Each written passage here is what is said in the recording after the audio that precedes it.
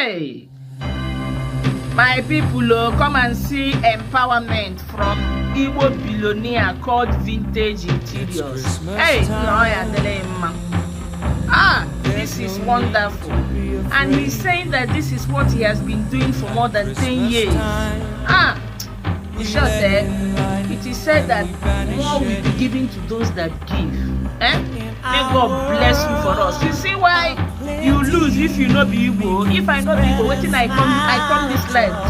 This is our tradition. Yes. Even when we were little, when we used to come back to the village for Christmas, go to people's house and they'll be giving us things, just something like this as well. But this particular one is empowerment. Look at keke, look at machines.